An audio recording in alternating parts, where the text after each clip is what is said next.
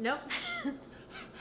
No. Hi guys, my name's Tamara Chambers. And I'm Cody Melcher. And this is Tamara's No. And this is Tamara Just Saw. And Cody also just saw 2 as well, furiously. Fader's gonna fate. Fate. It was great. It was Fast and Furious, number 8. Which I thought was the end of them? No, they already, I believe, have 9 and 10 scheduled already, according to Vin Diesel's IMDb. Good for him. Right? I'm glad he's getting out there. Me too. Mingling. Keeping it fresh. Making friends that aren't Riddick or XXX related. So I went into this having never seen one other Fast and Furious movie. And I watched every single one of them in the last 24 hours. I have slept very little. But let me tell you, it was a ride.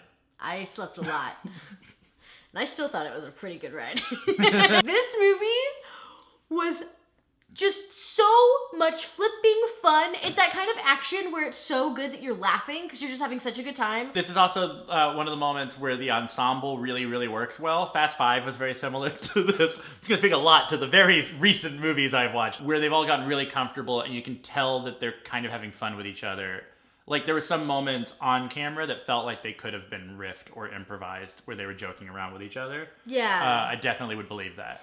Yeah. Speaking about kind of the dialogue that they had, I think some of the lines were really cheesy and awful. But in a way that's like, it's cool. It's kind of the franchise, right? Which I've experienced over time. It's the franchise, like, post... Over time, over a day. Look, that was a day. Especially post Fast 5, it's definitely more of the franchise when they really kind of... I think that's when they hit their stride. It's definitely like the new Fast and Furious, especially with The Rock involved, is this more... It's that Rock energy. I really think The Rock brings that kind of energy to what he does, which is that kind of like cool, badass, but like funny winky. So funny. He was by far my favorite character. Yeah. He had the best lines. They gave him all the like comedic offsides. Like at one point, he breaks out of handcuffs. He's about to enter like a high security prison and he just breaks out of handcuffs because someone mentions his daughter and it's like, hell yes you did, Rock. Yeah. Do it. So going into this, you were like, oh, Kurt Russell's in this film. And I was like, I don't like Kurt Russell. And he's like, really? That's odd. I was like, yeah, I told Doug Walker like 2 days ago for the review, I don't like him. And then I was watching and something was wrong in the midst of my stomach. I knew something was wrong. And I was like, I whispered to Cody, I was like, oh, Cody, oh no, it's not Kurt Russell, it's Jeff Bridges. I'm sorry, continue, just keep watching. That was a bigger revelation than when Letty turned out not to be dead in Fast 6. Took me out of the movie for a bit, so that's one of my complaints about the Fate of the Furious is that Tamara got Kurt Russell and Jeff Bridges confused. I texted Doug too, because I had told Doug that, and he was like, that's so weird, and I love him. So that was a great revelation for me. I do indeed. Kurt Russell has been saved. Yeah, I do indeed like Kurt Russell a lot. Although now we have to discuss Jeff Bridges, but that's a whole other matter. Doesn't do it for me. Yeah, because you said he seems like a John Wayne wannabe, and I was like, have you only seen him in Tombstone? I guess. Well, I still think that Kurt Russell is a not wannabe. I didn't say wannabe. I said he's like he's got a twinge of John Wayne. I think it's just because he's squinty and masculine. No. Have you seen Big Trouble in Little China? Yes. The whole time he's on his like pre-podcast era like truck walkie-talkies, he's like, all right, guys, here we go. We're gonna go and do this. My name's Kurt Russell. That is CB radio, and they still have those. I don't believe you. That is truck-to-truck communication. I don't believe you. Look, Fader's gonna fate. Fate is gonna fate. I forgot how the song goes. The franchise in general got a little tiring, kind of. And so I was coming into this like, not even just because I watched it all very quickly, but you know, it did help, I'm sure. I think I was honestly coming into this like, I don't know where Fate and the Furious is gonna come from, because 7 felt so kind of final with Brian going off, and I'd been hearing whispers in the wind that it was gonna fall a little short because of the fact that there wasn't that Dom and Brian dynamic. I think it replaces that with the greater crew a lot better. I think because of that they lean heavier on the dynamic with the crew. I think this is a great story to have right after Brian leaves. The only fault I'll say, and I don't know if you agree with me on this one, is that in the beginning, it really feels kind of like two different movies. There's like the Rock, Jason Statham buddy cop movie, and then there's the Dom trying to get his family together, betrayal movie. But they come together at the end really well. Because I hadn't seen the other movies, so that's probably why. Right. But it like establishes who is who, and like it establishes that The Rock is going to be this funny guy who's like this, and Jason Statham is going to go along with it. So like I don't know, it brought the very end like togetherness so nicely done. That sentence wasn't real. I will say though, the movie was such a blast. It was 2 hours and 40 minutes. Which I was like, no, why, no? It was fun for the first 2 hours. Super fun, super into it, didn't feel long. It really the last 40 minutes was just like, the whole time I was just like stressed and my mouth was open and I was just like...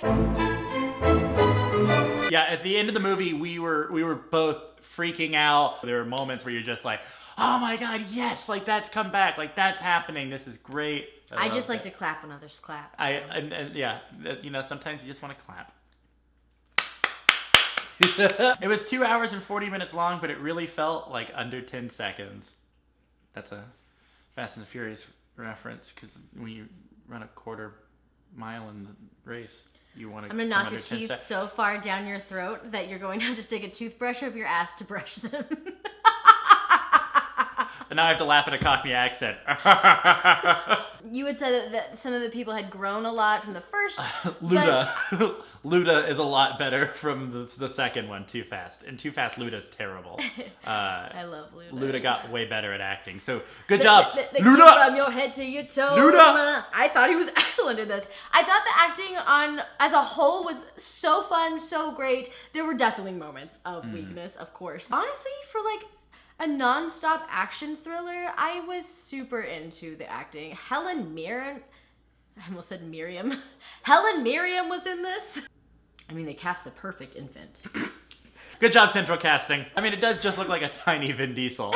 It's like they just shrunk Vin Diesel. It's baby Groot. Oh my gosh. Somebody has to do that. Somebody has to pick Big Groot and Little Groot and then Vin Diesel and Baby Diesel. Baby Diesel! That's his name, right? Kin Diesel. Brian Diesel. Yeah, Brian. That was a good nod at the end. I was kind of expecting him to be named Brian, but that was nice. I say this a lot whenever someone's like, you should watch this movie. I'm like, oh, for sure, I'll totally watch that movie. And I'm not going to. Yeah. Definitely not going to watch that movie. But I will say, I really think that I want to watch all these films. Well, you got 24 hours. I think it's hilarious that I watched this on the 8th because I also saw the 8th Harry Potter was the first Harry Potter movie I ever saw. And I mean, like, it's like a really good system, you guys. Tamara only watches the 8th of any franchise whatsoever. So if it gets to that point, I'll see your damn movie. I mean, one of my negatives, which is a weird negative to have about the 8th movie in a franchise, like, it's not anybody else's fault, but like, it was one of those movies where if you hadn't seen the other movies, I don't know what your read on it actually is. So I'm really curious about your take on it because it's like, there were so many folded in elements from previous movies. I mean, it's not even like you had to have watched from 5. You have to have like watched from the very beginning, if not at the least Too Fast, Too Furious to really get it. I feel like, one, if you're seeing it at the 8th film, that's the first Fast and Furious film. F you, Tamara. With this, I would have seen the things, the characters I didn't know being referenced, and I would have been like, oh, obviously, cool callback, great. Yeah. I don't know what it is, but awesome. It's very late because the movie is very long, but it's enjoyable. Yeah, it's so fun. Yeah, it's really fun and furious. Fast and the Furious 9, fun and furious. Well, because that's the toddler gets like one of those like battery operated cars, you know. Like little Diesel gets a little car, and then he's like whipping around. I want Cars to make a Fast and the Furious parody. Please make that happen, please. Is it Cars just a Fast and the Furious parody? No, Cody. Already? No. There's not enough death. There's not anything coming out this month. April's a bad month for movies. Yeah, what is next week? Do we still not know? I have Leap ? In my That's planner. Right. Yeah, I don't even know what Leap is. I don't think we could find anything better. Oh, is it the ballerina one? Yeah. Oh. Oh, great. Get ready. I'm taking tap right now. I can do that. I can't do tap. Looks like we're from two different worlds, Tamara. We can and never yet, be. We're such friends. Bye! Bye!